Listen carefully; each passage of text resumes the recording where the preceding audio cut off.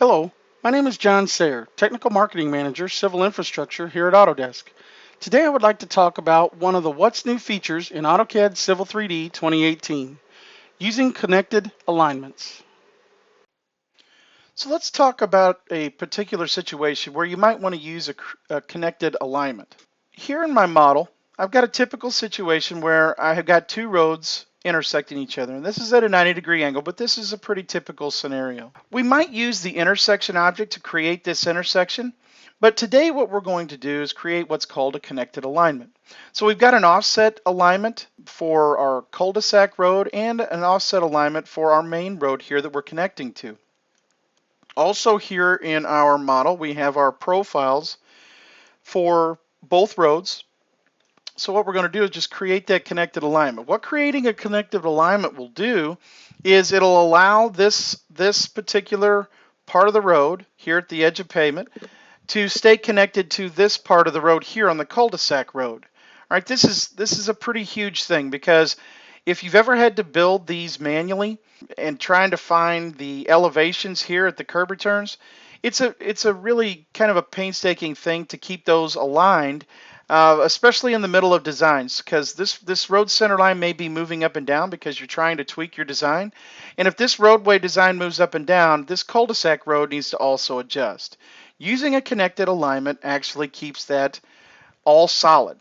What we're going to do is we're going to create that connected alignment. So I'm going to select create a connected alignment. Prerequisite for this is you need that offset alignment here on the edge of pavement for your main road and your cul-de-sac road. So I'm going to select my offset alignment on my main road, and I'm going to select the offset alignment for my cul-de-sac road. Now it asks me to pick a location for my connected alignment. My connected alignment needs to be on this side here, right here. This will be like the southeast side. So I pick, and it asks if I want to pick another location. I'm just going to hit enter, and I could go up and start to fill some things out. So the connected alignment name, I would typically name this something that I would remember, all right? And I would always encourage that. So I'm just going to say this is the entrance right cul-de-sac road, all right? So my curve radii, I know it's a 27-foot curve, all right? That's that curve radii right there. And I'm going to give it a 10-foot overlap. So it's going to overlap back on each alignment 10 feet to hold that elevation. All right, so I'll go ahead and hit OK, and it creates that alignment. Now, I want to be able to see how this is really going to affect me. So I'm going to create a profile view for that particular alignment. All right, so if I go up to my profile view and I hit create profile view, I'll just select that new alignment that I just built. And I'll next through this, hit create profile, and I can see right here, there is my new vertical profile that's connected. All right, if I select that connected profile, you can see this is the 10-foot overlap that is right here on this side. It's on this side of the cul-de-sac road, and this is the 10-foot that's actually going into the cul-de-sac road. All right, so let's see how that gets affected if something happens to the vertical. So if I was to move this vertical profile up, watch this vertical profile here in my connected alignment. If I was to actually move this up and make this a crown instead of a sag, you can see that this adjusts, all right?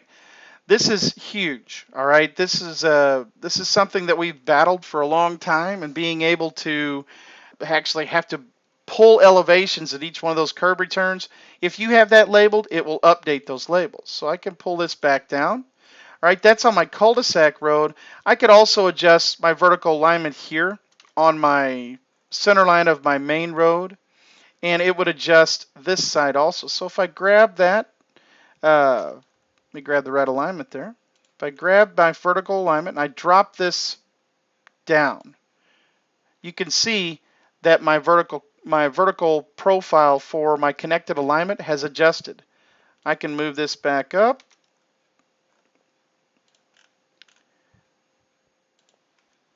And you can see that it adjusts. Now we have some more control here I'd like to show.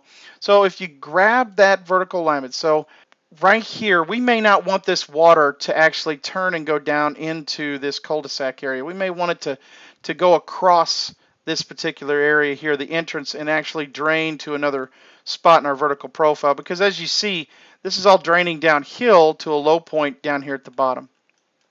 So we can actually come in here and we can edit the profile geometry just like any other vertical profile. We can add a PVI right here in the center. All right, and then we can actually grab that PVI and move it up. So what did that just do? That limits the water that's actually coming down this gutter line right here. So it's not going to come across and go into that cul-de-sac. And the reason that is because we've grabbed the vertical alignment and created a trough basically across that intersection. We can put vertical curves in this also, but my main concern was showing you that you can actually adjust that connective alignment profile up and down also and add specific geometry to that. So I hope you see the benefit of using connected alignments in your roadway design. I hope that the information in this video has helped you to understand one of the new features inside of Civil 3D 2018. I want to thank you for watching and have a great day.